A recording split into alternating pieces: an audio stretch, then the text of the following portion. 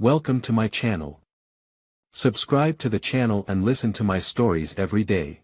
I couldn't shake the feeling that something was off with Lisa. It was nothing blatant at first, just subtle changes. She had become more guarded, always checking her phone with an anxious swipe of her thumb before she'd casually drop it into her bag. Her excuses began slipping out smoothly, like they'd been rehearsed. Work meetings that ran unusually late, impromptu girls' nights she barely mentioned until she was almost out the door. But when you've been with someone for 10 years, you notice when things don't add up, even if you try to brush it off. I found myself spending sleepless nights, questioning my gut instincts and battling with the gnawing paranoia that maybe I was just being jealous or insecure. Lisa had always been the kind of woman who radiated confidence. She drew people in, effortlessly charming with her quick wit and that lingering smile. Maybe that was why I kept convincing myself to let it go, even when my mind kept racing with suspicion. After all, what would I even say if I confronted her? "Hey, honey, I think you're acting strange." That felt ridiculous, and I didn't want to become some unhinged, paranoid husband. But then, one morning, everything changed. Lisa had left her car at home since she was meeting a client downtown, and I had taken mine to work. As I headed out to grab lunch, I realized I'd forgotten my wallet. I turned back and took her keys instead, figuring I'd just take her car to the office cafeteria. It was nothing. But when I opened her glove compartment, looking for her registration card to make sure we didn't have any overdue insurance, something caught my eye. Tucked at the back was a small foil packet, torn open and clearly used. My heart stopped. It was like the final piece of a puzzle I'd been avoiding putting together. I leaned back in the seat, my mind spinning as I stared out through the windshield at the ordinary day unfolding outside. Here it was, proof. All those late-night work meetings and girls' nights out suddenly clicked into place. The anger bubbled up immediately, followed by a wave of humiliation that left me frozen in the driver's seat. I was numb, and I felt stupid. I'd been the clueless husband, the faithful fool, while she was out there doing whatever this meant she was doing. But the numbness didn't last long. As the shock wore off, a new feeling settled in, one that I hadn't expected. I didn't want to yell at her or make a scene. I didn't want to even confront her, not right away. A slow, simmering determination took root inside me instead. If she was ready to throw away our years together, then she didn't deserve the courtesy of knowing right away what I'd found. I could work with this, and maybe for once, I'd be the one with the upper hand. She wouldn't even know I knew. The next few days were agonizing. Each time she slipped out with that well-rehearsed smile and left a trail of whispered goodbyes in her wake, my stomach churned. I could barely look at her, but I forced myself to stay calm, to keep my suspicions buried under a layer of casual indifference. If I reacted too soon, she'd see it, and I needed her to keep thinking everything was fine. Instead, I started making preparations in secret. First, I opened a new bank account in my name only, something she wouldn't be able to access. I made sure to quietly transfer our savings, bit by bit, over to the new account whenever she was out on one of her trips. I pulled our joint credit cards from my wallet and removed myself from any liabilities I could. She'd be too busy with her other life to notice the subtle shifts happening in our finances. If she was planning to make a clean break one day, I'd beat her to it. One night, while she was getting ready to head out again, I decided to test the waters. I leaned against the doorway, arms crossed, and casually asked, "Another girl's night, huh?" She glanced at me in the mirror, brushing a bit of lipstick across her lips. "Yeah, it's been a tough week at work, you know. We just thought we'd unwind a bit. Rachel's boyfriend cheated on her, so she needs some support." I almost laughed at the irony. Rachel was one of the few friends Lisa had who would actually still confide in her. "Poor Rachel," I said, biting back a comment that was dying to escape. Instead, I turned on my heel and walked out of the room, leaving her to finish the act.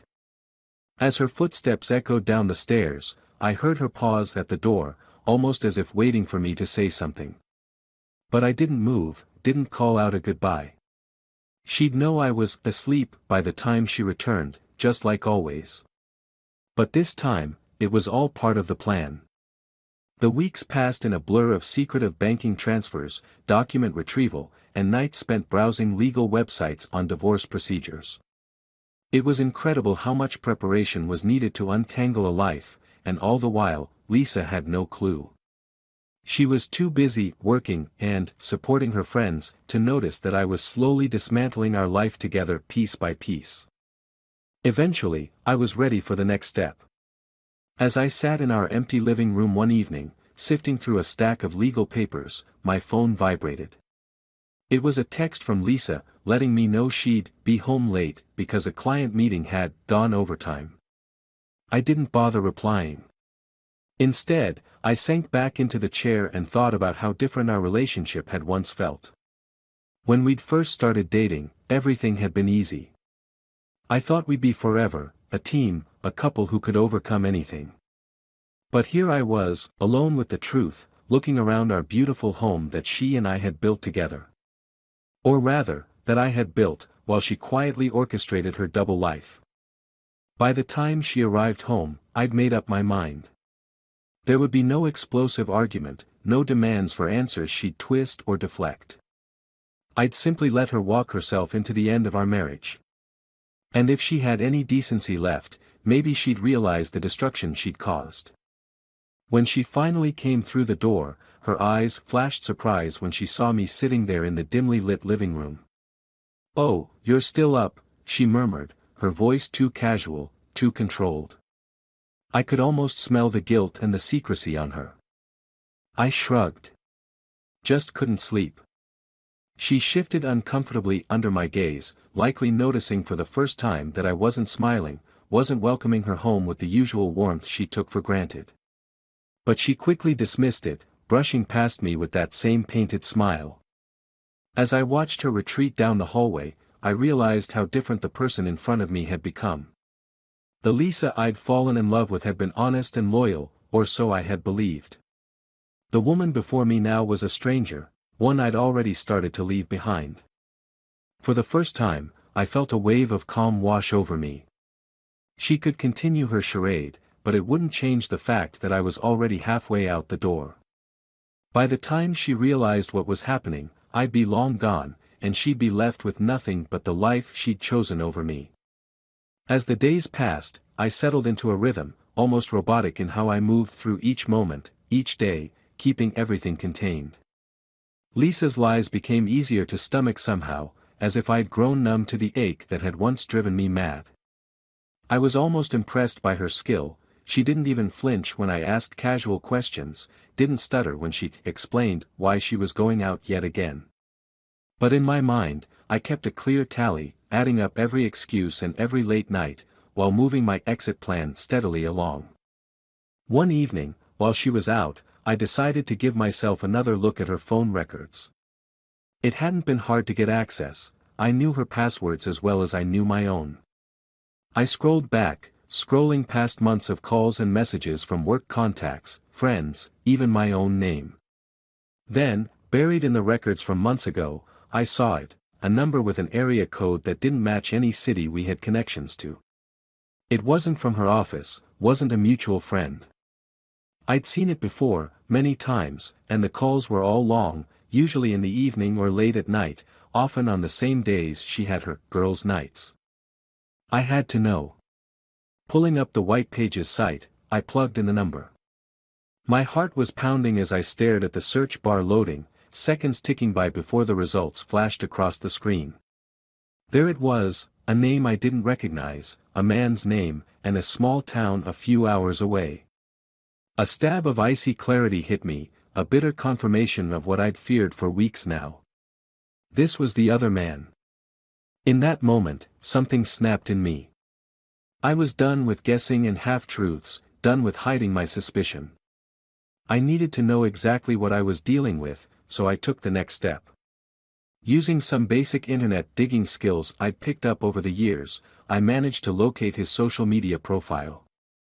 It was public, filled with images of his life, his friends, his job, and, as I quickly learned, no wife or significant other.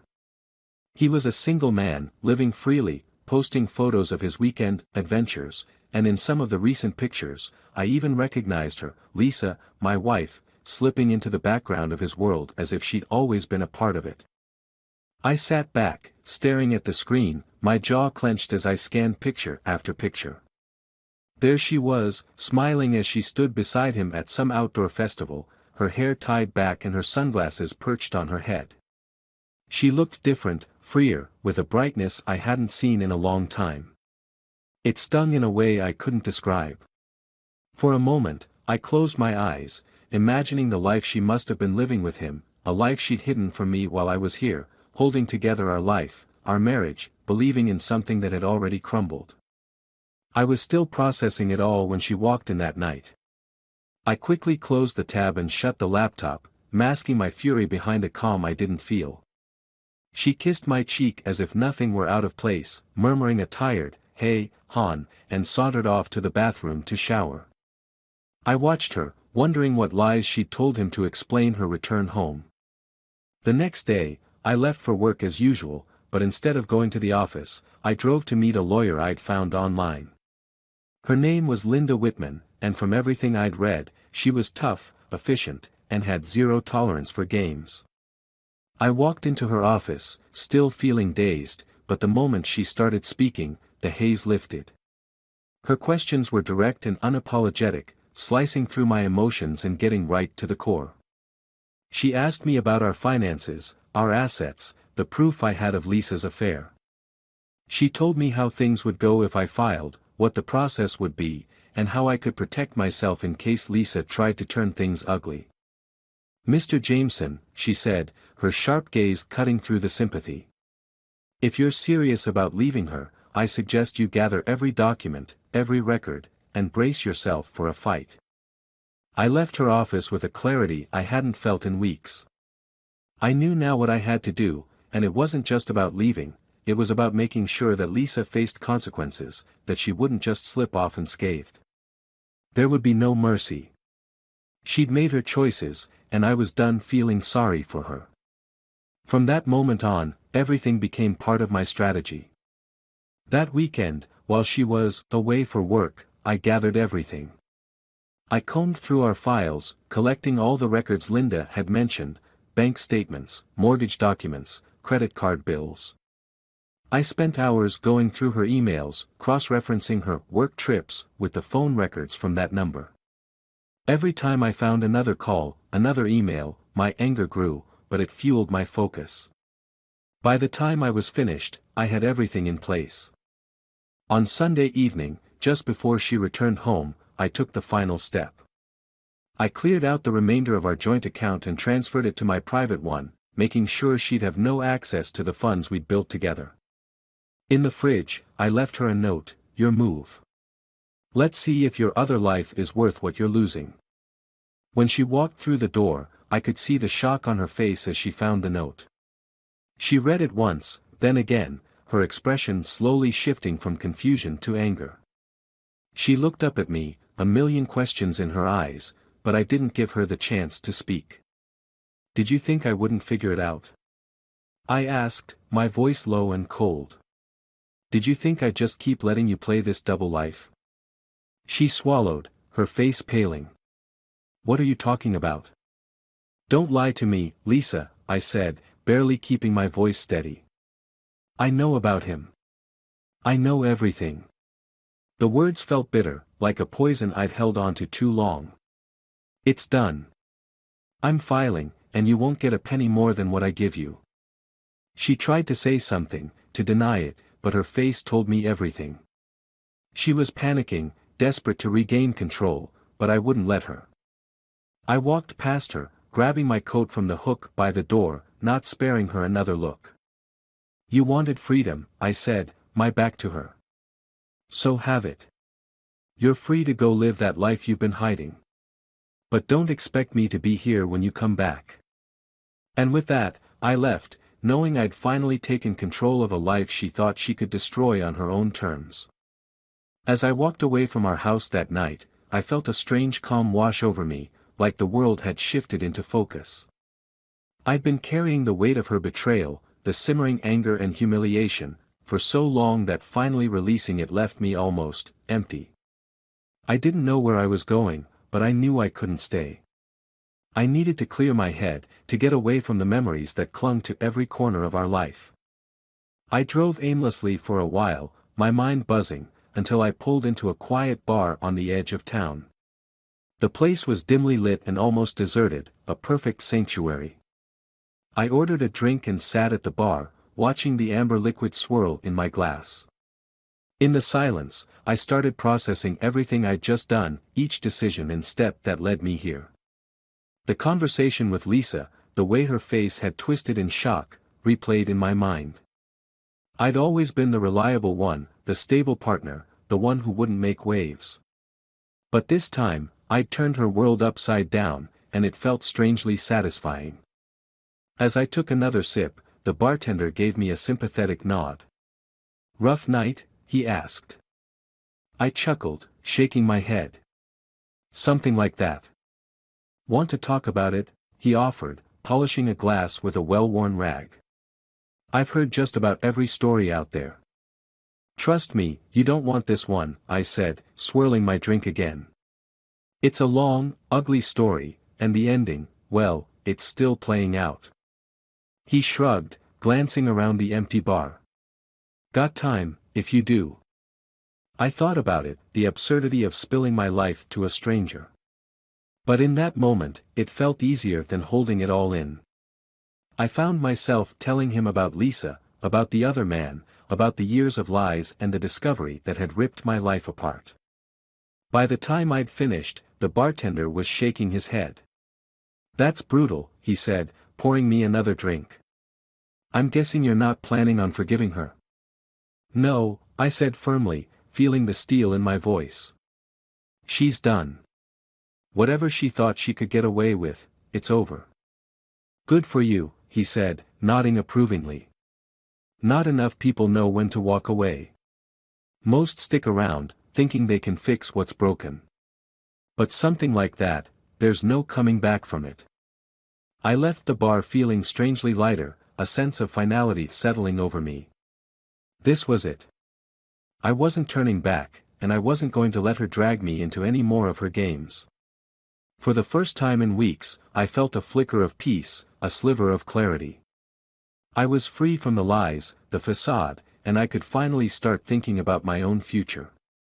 The next day, I took a call from Linda, the lawyer, updating her on everything that had happened. She listened intently, taking notes, her tone calm and methodical as she guided me through the final steps of filing for divorce. Her straightforward approach was exactly what I needed. There was no pity, no judgment, just clear, practical advice on how to close this chapter of my life. And in that moment, I realized that moving forward didn't just mean leaving Lisa. It meant rebuilding everything from the ground up, including my own identity. Once the paperwork was officially filed, Linda gave me some advice I hadn't expected. "Take some time for yourself, Mark," she said. "Divorce is hard, and you're going to go through a lot of emotions you might not expect. Get out, clear your mind, maybe even get away for a bit." It felt like strange advice, but I understood the wisdom in it. I'd spent years wrapped up in a life that was never truly mine, always revolving around Lisa's plans, her ambitions, her hidden agenda. Now, I had the chance to step away and figure out who I was without her. The following weekend, I packed a small bag and drove out to the mountains, to a cabin I'd rented on a whim. It was a secluded place, surrounded by towering pines and a thick, peaceful silence that felt like a balm on my bruised mind. I spent the days hiking through the trails, letting the fresh air and solitude wash away the last remnants of anger and bitterness. The nights were harder, though, with memories surfacing in the quiet darkness, little pieces of our life together that I couldn't shake off as easily as I'd hoped. One night, as I sat by the fire, I found myself thinking about the good times Lisa and I had shared. It was strange, how the mind holds on to fragments of happiness even in the face of betrayal. I thought about our first trip together, the laughter, the feeling that I'd found someone who understood me. I wondered if any of it had ever been real, or if she'd always been playing a part. Had she loved me at all, or was I just another piece in a life she was never truly invested in? But as painful as the questions were, I knew they didn't matter. The truth was out, and whatever we'd had was gone, replaced by the harsh reality of her choices. Holding on to the memories would only keep me trapped, clinging to a ghost of a life that no longer existed. The following morning, as the sun rose over the mountains, I felt a new determination settle in. I couldn't change what had happened, but I could change what came next. I had the chance to rebuild, to create a life that was mine alone, free from the lies and deceit that had clouded everything. It was a strange, bittersweet freedom, but it was mine. When I returned home, I found a message from Lisa on the answering machine. Her voice was strained, almost desperate, asking me to call her, to give her a chance to explain. She wanted to talk things through, to see if there was any way we could work this out. I could hear the panic in her voice, the realization that her life was unraveling, that she was losing control. But I deleted the message without a second thought. There was nothing left to say. In the days that followed, I watched as Lisa's life began to fall apart. Friends who had once admired her distanced themselves, rumors spreading through our social circles, stories about her affair seeping into conversations. The man she'd been seeing, her so-called soulmate, turned out to be as fleeting as the lies she'd built around him. He disappeared, leaving her to pick up the pieces alone. And for the first time, I felt no guilt, no sadness for her. She'd made her choices, and now she was facing the consequences. I knew that I was finally free. Free from the past, from the betrayal, from the weight of a life that had never truly belonged to me. And as I stood in the quiet of my own home, I felt a peace I hadn't known in years. The future was uncertain, but it was mine, and for the first time, I felt ready to face it head-on, without looking back. Months passed, and life had started to settle into something resembling normalcy. I had returned to my routines, to work, to life without Lisa, a strange calm overlaying everything. On the surface, I looked like a man who had successfully moved on, who had done everything right by cutting his losses and reclaiming his life. Yet, beneath that calm was a subtle, gnawing emptiness I couldn't quite shake, no matter how hard I tried. I told myself it was natural, time would heal, and one day, I'd truly feel whole again. Then, one evening, an unexpected envelope arrived at my door. The handwriting was familiar, delicate, unmistakably hers. I stared at it for a long moment, feeling a flicker of something I couldn't place. I wanted to throw it away, to bury anything from her and leave it in the past, but something pulled me back. With a strange, reluctant curiosity, I tore it open, finding a neatly folded piece of paper with her delicate handwriting. "Mark," it began. "I know I'm the last person you want to hear from. I've spent months writing and rewriting this letter, not sure if I'd ever send it. But something inside me keeps urging me to reach out, hoping you might understand the truth, even if it's too late for both of us. I know I betrayed you in ways you can never forgive. I don't expect you to. And honestly, I don't deserve it. I could make excuses, tell you about the emptiness I felt, about how lost I was, but they would only sound like weak justifications. The truth is, I made choices that destroyed us. But there's something I've never told you, something I didn't realize myself until recently. I loved you, Mark. I know it may not mean much now, but I did.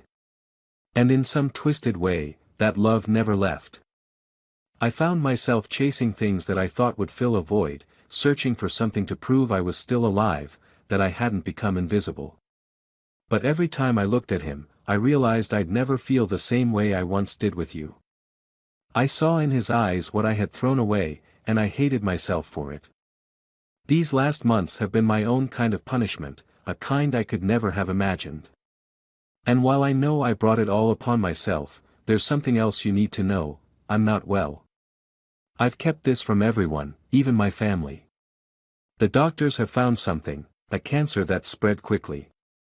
It's aggressive, and I don't have much time. I don't tell you this for pity. I'm telling you because, even if it's selfish, I needed you to know that I am paying for what I've done in ways I never expected. I am so sorry, Mark. I don't expect forgiveness, but I wanted you to know that there was a part of me that loved you deeply, even if I didn't know how to show it. And when I go, I will carry that love with me. Please, don't let my mistakes haunt you. You deserve peace, and you deserve to move on. I'm sorry it took losing everything to realize what I had. I'll love you forever, even if it's from afar. Goodbye, Lisa. The letter slipped from my fingers, fluttering to the ground. A hollow ache settled in my chest, growing until it was almost unbearable. I had spent months building walls around my heart, convincing myself I was better off, that her absence was the only path to my own freedom.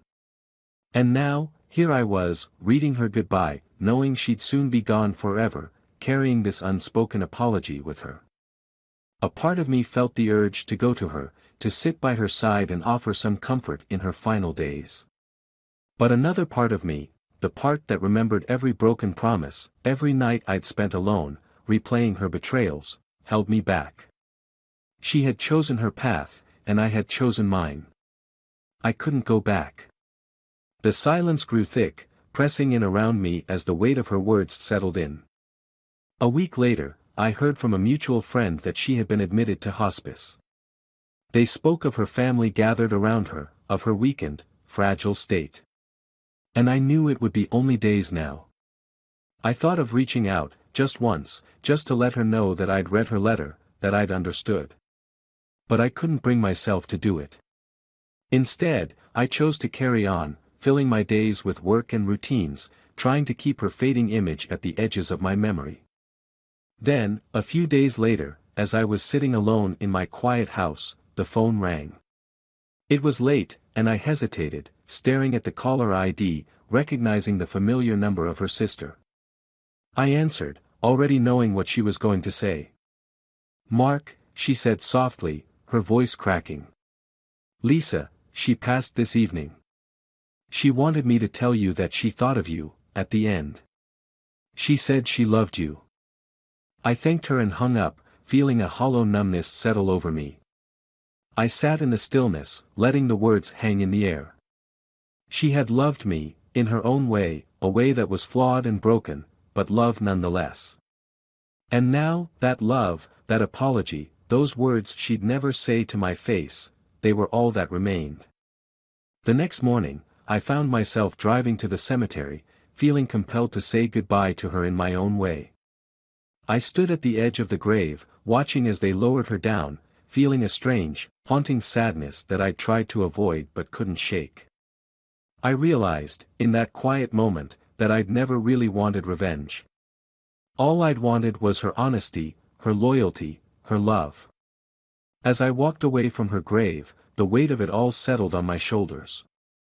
I had let her go in life, but now, standing there alone, I knew that she'd taken a part of me with her, a part I'd never reclaim.